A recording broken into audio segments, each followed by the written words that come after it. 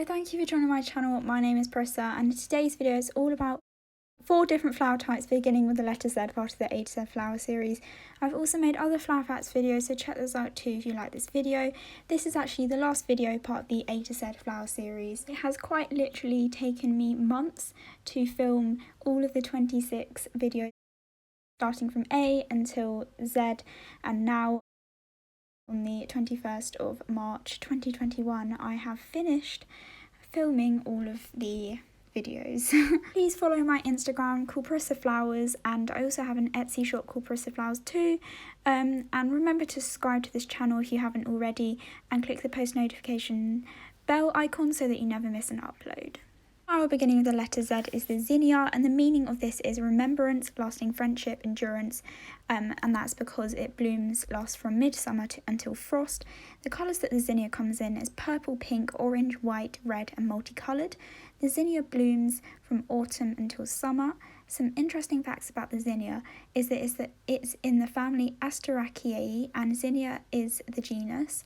The flowers are native to North America and South America, although there are less found in South America. The most popular Zinnia flower is called Zinnia elegans, and these flowers come in many sizes, shapes and colours. They are just beautiful. The flower has an ability to attract butterflies, so it is grown in butterfly gardens most of the time.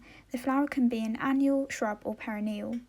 For medicinal use, the Zinnia can be used to prevent pregnancy in the form of tablets, which can be combined with water at the same, and if you do that every day, then and read the instructions on the package, it can be used as an oral contraceptive. And it can actually have side effects, for example, a withdrawal bleed, and there are many other side effects. And there's a lot more information out there if you are considering to use it for this purpose. So in order to grow the zinnias, you should aim to water it with 1 inch of water every 5 days. The soil type you should provide the zinnias with is well-drained soil that's rich in organic matter. The pH should ideally be 5.5 to 7.5, and compost should be added to help the zinnias grow more quickly. Plant the zinnias in spring, and the sunlight you should provide the zinnias with is full sun for best growth. The food that you should provide your zinnias with is either 10 to 10 to 10 or 6 to 6 to 6 fertiliser, applying 1 pound per 100 square feet for the first spring planting application. Ensure that you regularly fertilise your zinnias after the first planting application. Second flower beginning with the letter Z is the Zantedeschia, and the meaning of this is beauty, faithfulness and holiness. The colours that the Zantedeschia comes in is pink, purple, black, orange, white, yellow and many other colours. The blooming time for the Zantedeschia is spring and summer.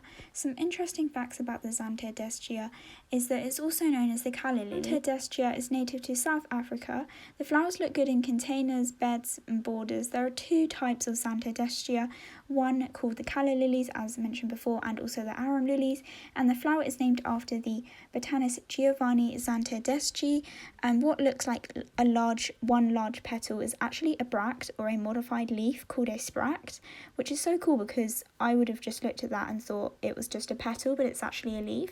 And the flowers are all small and are actually in a finger-like spadix, and all parts of the plant are toxic, which can lead to nausea. It is invasive in Australia and the Pacific Islands along the Californian coast, and the Zantedeschia is commonly used at weddings and funerals because of their elegance and beauty. For medicine, the Zantedeschia is used to treat wounds, boils, insect bites, sores. The leaves can be warmed to treat gout or rheumatism to relieve pain. If you grow the Zantedeschia, ensure that you water them once per week. The soil type you should provide them with is loam-based potting compost that's rich in humus, and you should plant the Zantedeschia in spring. The sunlight you should provide the Zantedeschia with is either partial sun or full sun, and the food you should provide it with is bone meal or cow compost. Third flower beginning with the letter Z is the Zephranthes, and the meaning of this is big expectations, new beginnings, rebirth, joy and happiness.